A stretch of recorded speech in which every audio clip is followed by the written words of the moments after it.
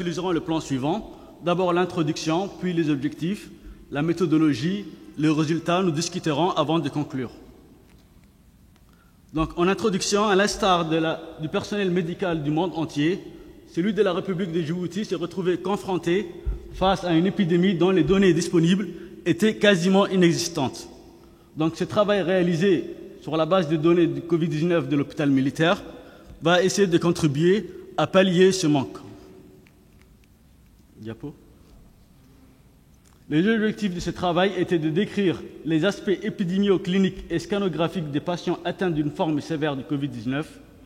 Et en découlant de cela, nous allons définir les facteurs cliniques et scanographiques prédictifs de mortalité chez les patients atteints d'une forme sévère du Covid-19.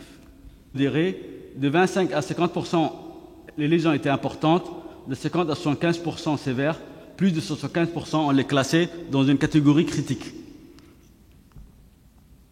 Donc, le scanner thoracique a permis de réorienter 4 patients qui présentaient des lésions pulmonaires non Covid-like. Au total, 56 patients ont été retenus sur l'aspect typique des lésions pulmonaires au scanner et ont été classés selon la sévérité lésionnelle. Ils seront confirmés PCR positifs par la suite.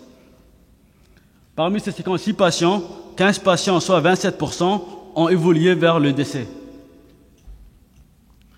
Donc, l'âge... Non, revenez en arrière. Voilà. L'âge moyen de ces patients était de 63 ans. Le sexe ratio était de 1,9 avec une prédominance masculine.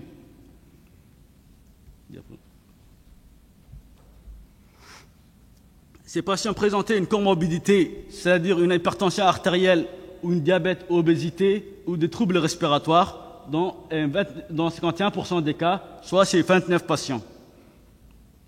L'HTA, 14 patients étaient hypertendus, 20 patients étaient diabétiques, 3 patients étaient classés obèses et 3 patients présentaient des troubles respiratoires à l'admission. D'accord. On continue, diapo. Donc, cette détresse respiratoire qui a été quantifiée par la saturation à l'admission est représentée sur ce tableau. On remarque que 73% des patients présentaient une hypoxie sévère avec moins de 90% à la saturation en oxygène. 27% présentaient une hypoxie modérée de 90 à 92%. Donc, chaque patient, comme nous l'avions dit, a bénéficié d'un scanner thoracique à l'admission et ce tableau représente la répartition de ces patients selon la sévérité au scanner. Le résultat décrit une courbe normale de Gauss avec une majorité des patients au milieu, c'est-à-dire de 25% à 50% qui représentent 34%, de 50 à 75% des patients qui représentaient une atteinte lésionnelle de 34%. Donc je voulais partager avec vous quelques iconographies pour montrer à quoi ça ressemble en fait ces lésions scanographiques. Donc ici nous avons pris un patient de 68 ans qui au scanner thoracique présente des foyers de verre dépoli multifocales, bilatérales, qui commencent à se condenser et qui prédominent au niveau des lobes inférieurs. Qui prédominent au niveau des lames inférieures. Par exemple, ce genre de situation, nous avons estimé une atteinte lésionnelle à 30%. Donc, elle, c'est une patiente de 56 ans qui présentait des foyers également. En fait, l'aspect est typique et uniforme, c'est juste la sévérité qui change. Donc, elle présentait des foyers de verre dépoli, le fameux verre dépoli, de consolidation avec une atteinte estimée à 50 à 75%. La troisième patiente de 60 ans, elle présentait des foyers de verre dépoli et de consolidation bilatérale avec une atteinte estimée à plus de 75% et classée dans la catégorie critique. Ce tableau représente l'évolution des patients selon l'âge. Donc nous remarquerons que sur les 19 patients, nous avons classé en 2 groupes les patients, ceux qui avaient moins de 60 ans et ceux qui avaient plus de 60 ans. Donc parmi les moins de 60 ans, 4 patients ont évolué vers le décès, c'est-à-dire 7%. Ceux qui avaient plus de 60 ans, 11 patients ont évolué vers le décès, soit 20%. Ce tableau représente... Voilà. Ce tableau représente l'évolution du patient selon l'existence ou non d'une comorbidité. Donc, les patients qui n'avaient pas de comorbidité, 4 ont évolué vers le décès. Ceux qui présentaient une comorbidité, 11 ont évolué vers le décès. Donc ce tableau représente la saturation à l'oxygène à l'admission. Nous voyons que les patients qui présentaient une hypoxie sévère représentaient 73%. Donc 14 patients qui présentaient une hypoxie sévère ont évolué vers le décès et défavorablement. Et un patient qui présentait une hypoxie modérée à l'admission a évolué vers le décès.